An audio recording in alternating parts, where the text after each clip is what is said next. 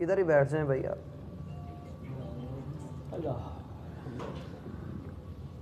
احباب گرامی، ہم نے پچھلی آیات میں اس بات کا تفصیلی تعارف حاصل کیا کہ انبیاء کرام علیہم السلام کا گھرانہ وہ زمین کے کسی بھی حصے پر ہو، وہ عام گھرانوں سے مختلف ہوتا ہے۔ اس گھرانے کے ساتھ کچھ احکامات، کچھ معاملات خاص کر دیے جاتے ہیں، جیسے کہ پیچھے ہم نے یہ بات پڑھی کہ اے نبی کی بیویوں، اگر تم دنیا چاہتی ہو، دنیا کی زیب و زینت چاہتی ہو تو پھر اسے اختیار کر لو، اور اس کے بدلے میں تمہیں اللہ کی رضا نہیں ملے گی، رسول اللہ کا ساتھ نہیں ملے گا، اور آخرت میں بھی کچھ نہیں ملے گا۔ اور اگر تم یہ چاہتی ہو کہ تمہارے ساتھ اللہ راضی ہو جائے، محمد الرسول اللہ کا ساتھ مل جائے، اور آخرت میں تمہیں بدلہ بہترین دیا جائے، تو پھر تم اپنے آپ کو اس قالب میں ڈھال لو جس میں رسول اللہ صلی اللہ علیہ وسلم تمہیں حکم دیتے ہیں۔ وہ تو تھا ایک ایسا معاملہ جو کہ گھر کی حد تک سنبھالا جا سکتا تھا، اور اللہ رب العالمین نے وہ بتا بھی دیا۔ بھائی ذرا توجہ میری طرف رکھیں۔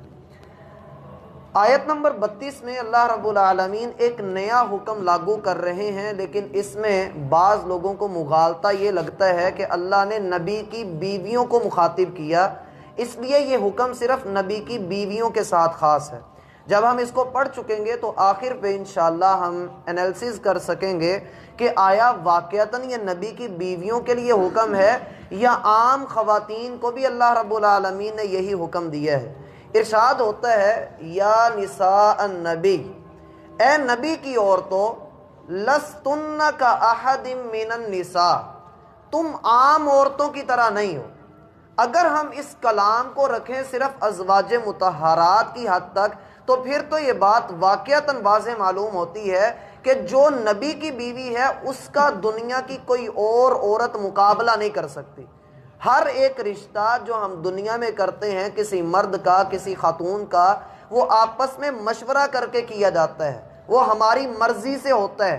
ہاں اللہ رب العالمین اس کے لیے اسباب پیدا کرتے چلے جاتے ہیں، وگرنہ بسا اوقات انسان کسی جگہ نکاح کرنے کے لیے جاتا ہے تو انکار بھی ہو جاتا ہے۔ لیکن یہ نبی کا گھرانہ ایسا ہوتا ہے کہ نبی جس کے ساتھ بھی نکاح کرتا ہے اللہ کے حکم کے ساتھ نکاح کرتا ہے، اور اللہ رب العالمین اپنے نبی کے لیے انہی خواتین کا انتخاب کرتے ہیں جو کہ عبادت میں، معاملات میں، معاشرت میں اعلیٰ ہوتی ہیں۔ جیسے کہ ہم دیکھتے ہیں سیدہ خدیجہ رضی اللہ عنہا کا انتخاب کیا عین مشکل وقت میں، جب ساری قوم آپ کے خلاف کھڑی تھی، سیدہ خدیجہ نے ہی آپ کو تسلی دی، کلا واللہ ما یخزیک اللہ ابدا، ہرگز نہیں، اللہ کی قسم اللہ آپ کو ضائع نہیں کرے گا، اللہ کبھی بھی آپ کا بال بیکا نہیں ہونے دے گا۔ انک لتصل الرحم وتحمل الکل وتکسب المعدوم وتقرئ الضیف وتعین علی نوائب الحق۔ اے محمد صلی اللہ علیہ وسلم، آپ تو اخلاق کے اعلیٰ درجے پر فائز ہیں۔ کوئی مزدور ہو اس کے ساتھ مل کے اس کا کام مکمل کرواتے ہیں، کوئی بے سہارا ہو آپ اس کا سہارا بنتے ہیں، کوئی محتاج ہو تو آپ اس کی حاجت کو پورا کرتے ہیں، کہیں پر مظلوم ہو تو اس کی داد رسی آپ کرتے ہیں۔ ما یخزیک اللہ ابدا، اللہ کبھی بھی آپ کو رسوا نہیں کرے گا۔ یا نساء نبی، اے نبی کی بیویوں، تم عام عورتوں کی طرح نہیں ہو۔ پہلا نقطہ جو نوٹ کرنے کا ہے کہ محمد الرسول اللہ صلی اللہ علیہ وسلم کے تمام نکاح اللہ کے حکم سے ہوئے۔ جس عورت کو اللہ رب العالمین نے آپ کے لیے چنا، آپ علیہ الصلاۃ والسلام نے اللہ کے حکم سے اس کے ساتھ نکاح کیا، اور انشاءاللہ آنے والے وقت میں ہم اس کو تفصیل سے پڑھیں گے کہ آپ نے اتنے سارے نکاح کیوں کیے اور بعد میں آپ کو کیا حکم دیا گیا انہی نکاحوں کے متعلق۔ دوسری بات جو اس ٹکڑے سے سمجھ آتی ہے کہ اے نبی کی بیویوں، تم عام عورتوں کی طرح کیوں نہیں ہو؟ اس لیے کہ تمہارا رشتہ کہیں جڑ گیا ہے، تمہارا رشتہ جہاں جڑا ہے وہ اللہ کا حبیب محمد الرسول اللہ صلی اللہ علیہ وسلم۔ اب تم عام عورتوں کی طرح نہیں رہی۔ بعینہ، اگر ہم اپنے آپ کو ایسی جگہ پر رکھیں، اللہ نے قرآن میں مرد کو ایک درجہ اونچا قرار دیا عورت سے۔ مردوں میں کئی مرد آتے ہیں، کوئی اپنے علم میں، کوئی اپنے دین میں، کوئی اپنے مال میں، کوئی اپنے جلال میں، کوئی اپنے حسن میں، وہ ہر ایک کا اپنا اپنا درجہ ہے۔ لہٰذا ہر مرد یہ چاہتا ہے کہ اس کی بیوی، اس کی عورت عام عورتوں سے مختلف ہو، اور نظر بھی آئے، وہ چاہتا بھی یہ ہے کہ اس کی بیوی، اب دیکھیں نا، ایک بیوی ہے، اس عورت کے ساتھ اس نے نکاح کیا، وہ اس کی بیوی بن گئی، اب یہ عام عورتوں کی طرح تو نہ رہی، اس کے رشتے میں ماں بھی آتی ہے، بہن بھی آتی ہے، بیٹی بھی آتی ہے، پھوپھی ہے، خالہ ہے، مامیاں، تائیاں، چاچیاں ساری ہیں، وہ بھی عورتیں ہیں، لیکن اس عورت کے ساتھ اس کو ایک نام دے دیا گیا ہے، اس کی شرمگاہ کو اللہ کے کلمے کے ساتھ اس نے حلال کیے ہے۔ اب یہ عورت عام عورتوں کی طرح نہیں رہی، اس کا تعلق، اس کا رشتہ اور بن چکا ہے۔ اس لیے اے نبی کی بیویوں، تمہارا رشتہ بھی محمد الرسول اللہ صلی اللہ علیہ وسلم سے جڑ چکا ہے، اور عام بندہ وہ بھی اگر یہی بات سوچتا ہے تو آگے بڑھیے، اللہ فرماتے ہیں ان اتقیتن، تمہاری فضیلت، تمہارا مقام، تمہارا مرتبہ تب ہی قائم رہ سکتا ہے اگر تم تقوی اختیار کرتی ہو۔ اگر تمہارے اندر تقوی ہے تو پھر ہی تم ایسا کر سکتی ہو۔ سوال یہ اٹھایا گیا کہ کیا نعوذ باللہ ازواج مطہرات کی جانب سے کوئی خلش تھی جس کی وجہ سے یہ بات کہی گئی؟ ہرگز نہیں۔ یہ اصل میں جواب ہے ان لوگوں کے لیے جو کہتے ہیں کہ یہ آیت صرف ازواج مطہرات کے ساتھ خاص ہے۔ بھائیوں، کہا انہی کو جا رہا ہے لیکن سنایا ساری عورتوں کو جا رہا ہے کہ جب نبی کی بیویوں کے اوپر اتنے سخت آرڈر آ رہے ہیں تو تم کس کھیت کی مولی ہو؟ ان اتقیتن، تمہارے دلوں میں بھی تقوی ہونا چاہیے، اور مرد کو یہ حکم ہے کہ وہ ایسی عورت کے ساتھ نکاح کرے جو تقوی والی ہے۔ تقوی کیا ہے؟ رسول اللہ صلی اللہ علیہ وسلم نے فرمایا تنکح المرأة لأربع، عورت کے ساتھ بندہ نکاح کرتا ہے 4 چیزوں کی وجہ سے، یا 4 چیزوں میں سے کوئی ایک چیز دیکھتا ہے اور نکاح کر لیتا ہے۔ لحسبها ولمالها ولجمالها ولدینها، اس کا خاندان دیکھتا ہے، جیسے یہ بہت رولا پڑتا ہے ہمارے ہاں رشتہ کرتے ہوئے، جی ہماری برادری کی نہیں ہے۔ دوسرا ولی جمالی، اگر یہ نہیں، میں امی کو بھی منا لوں گا، ابو کو بھی منا لوں گا۔ اگلا مسئلہ آ جاتا ہے ولی مالی ہے، اس کے پاس مال کتنا ہے، خاندان کا مسئلہ حل ہو جائے یا نہ ہو۔ دوسری وجہ سے جس کے ساتھ نکاح کیا جاتا ہے وہ مال کی وجہ، وہ مالدار لوگ ہیں ان کے ساتھ نکاح کر لیا، ہم بھی مالدار وہ بھی مالدار، نکاح کر لو۔ اگر اس کی وجہ سے نہیں تو تیسری وجہ یہ ہوتی ہے ولی جمالیہا، وہ پیاری بڑی لگتی ہے اس لیے اس کے ساتھ نکاح کر لیا ہے۔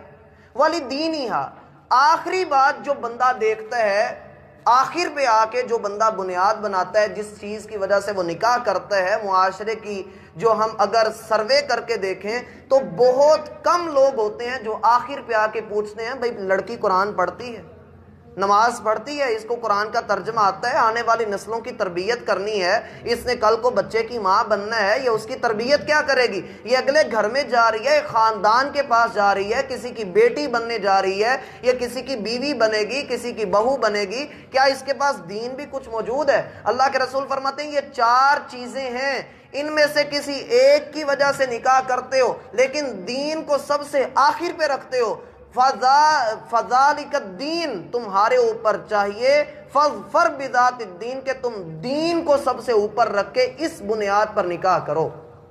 تاریبت یدا کا، چاہے تمہیں پوری دنیا کھنگالنی پڑے اس کے لیے، تم ایسی عورت کے ساتھ نکاح کرو جو دیندار ہے۔ اب اکثر لوگوں کا مسئلہ یہ اٹھاتا ہے، وہ کہتے نہیں ہماری عورت نے تو کچھ پڑھا ہی نہیں، وہ تو ہمیں تو شادی کے بعد یہ حدیث سننے کو مل رہی ہے، یا جی اب تو رشتہ ہو گیا ہے اب کیا کیا جائے؟ بھائی رشتہ کیجئے، آپ رشتہ کیجئے، آپ کو اگر دین سمجھ ہے، آپ کو آتا ہے، دین کا علم ہے، تو آپ اس کو پڑھائیے، اس کو سمجھائیے۔ وہ کیوں مدرسوں میں جا جا کر دھکے کھائے؟ جیسے اکثر خواتین ہوتی ہیں وہ شادی کے بعد کسی مدرسے میں داخلہ لیتی ہیں یا آن لائن کسی سے پڑھ رہی ہوتی ہیں، جی کس لیے؟ میں نے قرآن پڑھنا ہے، میں نے پہلے نہیں پڑھا تھا۔ وہ اللہ کے بندو، اگر آپ کے پاس دین موجود ہے تو آپ کیوں نہیں اسے سکھا دیتے؟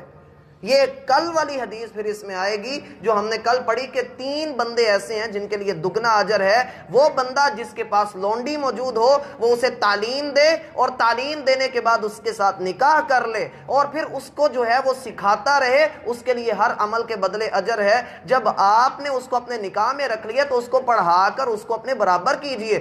رسول اللہ صلی اللہ علیہ وسلم فرماتے ہیں رحم اللہ عمران، اللہ اس بندے کے اوپر رحمت نازل فرمائے جو رات کو تہجد کے وقت اٹھتا ہے، اپنی سوئی ہوئی بیوی کو جگاتا ہے، فَإِنْ أَبَتْ اگر وہ اٹھنے سے انکار کرتی ہے، نَوَحَتْ عَلَى وَجْهِهَا الْمَاء اس کے چہرے کے اوپر پانی کے چھینٹے مارتا ہے اور اس کو کہتا ہے ہم دونوں اللہ کے حضور کھڑے ہو کے اپنے گناہ بخشوا لیں، اور اللہ اس بندے کے اوپر، اس عورت کے اوپر رحمت نازل فرمائے جو اپنے خامند کو رات کو جگاتی ہے۔ فَإِنْ أَبَا وہ انکار کرتا ہے تو اس کے چہرے کے اوپر پانی کے چھینٹے مارتی اور اسے کہتی ہے کہ کھڑا ہو، اللہ رب العالمین کے سامنے کھڑے ہو کر اپنی خطائیں بخشوا لیں۔ اِنِ اتَّقَیْتُنَّ اگر تمہارے اندر تقوی موجود ہے تو تم عام عورتوں کی طرح نہیں ہو۔ پہلی شرط یہ ہے کہ تقوی ہونا چاہیے، اور تقوی کیا ہے؟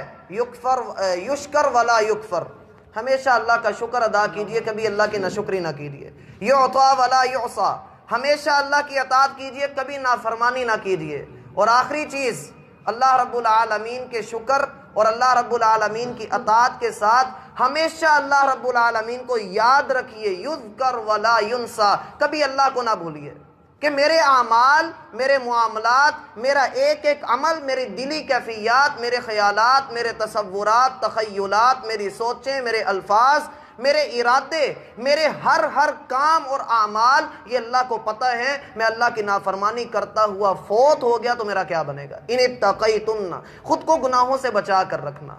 یا نساء النبی لستن کاحد من النساء ان اتقیتن، اگر تم لوگوں کے دلوں کے اندر تقوی موجود ہے تو تم عام لوگوں کی طرح نہیں ہو۔ کیوں؟ ایک تو تمہارا رشتہ نبی کے ساتھ جڑا ہے، اور اگر عام عورتوں اور عام مردوں کے اوپر اس حکم کو لاگو کیا جائے تو تم عام لوگوں کی طرح نہیں ہو۔ کیوں؟ اس لیے کہ محمد الرسول اللہ تقوی والے تھے، اور اللہ رب العالمین تقوی والوں سے محبت کرتا ہے۔ جب اللہ محبت کرتا ہے تو اللہ جس سے محبت کرے وہ عام نہیں رہتا، وہ خاص ہو جاتا ہے۔ کتنا خاص ہوتا ہے؟ حدیث میں آتا ہے صحیح بخاری میں، اللہ رب العالمین اپنے پاس جبریل کو بلاتے ہیں اور ان سے کہتے ہیں یا جبریل انی احب فلانا، اے جبریل میں فلاں بندے سے محبت کرتا ہوں۔ میرا بھائی یہاں رک کر ذرا سوچئے، کیا وہ خوش نصیب بندہ ہوگا کہ اللہ رب العالمین جس کا نام لے کر بتا رہے ہیں کہ میں اس سے محبت کرتا ہوں۔ سیدنا ابی بن کعب رضی اللہ عنہ یہ بڑا خوبصورت قرآن پڑھا کرتے تھے۔ ایک دن اللہ کے رسول نے ان کو اپنے پاس بلایا اور کہا ابی ابھی مجھ پر وحی نازل ہوئی ہے، اللہ رب العالمین کہہ رہے ہیں کہ ابی کو کہو قرآن پڑھے، اللہ سننا چاہتا ہے، اللہ قرآن سننا چاہتا ہے۔ ابی کہنے لگے اللہ کے رسول کیا اللہ نے میرا نام لیا ہے؟ کہا ہاں اللہ نے تمہارا نام لیا ہے، 30ویں پارے کی سورۃ البینہ سناؤ، اللہ وہ سورت تم سے سننا چاہتے ہیں۔ اور سیدنا ابی سن کر رونے لگ گئے کہ میں کتنا حقیر بندہ ہوں اللہ کا، اور وہ عالم جو سب سے اوپر ہے، اللہ رب العالمین جو ہر چیز کا مالک ہے، تمام مخلوقات کا مالک ہے، اس نے میرا نام لیا ہے۔ وہ کتنا غفور الرحیم ہے کہ وہ مجھے یاد رکھتا ہے۔ تو یاد رکھیے جبریل علیہ السلام کو اللہ فرماتے ہیں کہ جبریل میں فلاں بندے سے محبت کرتا ہوں۔ ہماری محبتیں ہماری طرح کی ہوتی ہیں، لیکن اللہ کی محبت بے لوث اور کمال محبت۔ جبریل کہتے ہیں اللہ پھر میرے لیے کیا حکم ہے؟ اللہ کہتے ہیں فَأَحِبُّهُ، تو آپ بھی اس سے محبت کیجئے۔ آپ پر بھی لازم ہے جس سے اللہ محبت کرتا ہے جبریل بھی اس سے محبت کرے۔ جبریل کہتے ہیں اللہ میں بھی اس سے محبت کرتا ہوں۔ پھر جبریل آسمان کے سارے فرشتوں کو آواز دیتے ہیں یا اہل السماء، آسمان والوں جمع ہو جاؤ۔ سارے جمع ہوتے ہیں، وہ کہتے ہیں حکم کیجئے، کہا جاتا ہے اللہ اور جبریل فلاں بندے سے محبت کرتے ہیں، تم سارے اس بندے سے محبت کرو۔ آسمان کے سارے فرشتے اس کے لیے محبت کرتے ہیں۔ جب وہ محبت کرنے لگ جاتے ہیں، اللہ کے رسول فرماتے ہیں پھر آسمان پہ جس نام کے چرچے ہوں اللہ اسے زمین پہ بھی زندہ کرتا ہے۔ ثم یوضع له القبول فی الارض، اللہ رب العالمین زمین کے جو دل ہیں، جو زمین پر رہنے والے لوگ ہیں، ان کے دلوں میں اس بندے کی محبت ڈال دیتے ہیں۔ پھر وہ لوگوں کی محبت کا مرکز بن جاتا ہے۔ ایویں تو نہیں اللہ کے رسول صلی اللہ علیہ وسلم کے لیے جانیں قربان کی جاتی، ابو بکر و عمر کی حرمت کے لیے ایویں تو نہیں لوگ کھڑے ہو جاتے۔ ان لوگوں نے یہ تقوی ہی اختیار کیا تھا۔ اللہ ہمیں تقوی کی دولت نصیب فرمائے۔ وما توفیق الا باللہ۔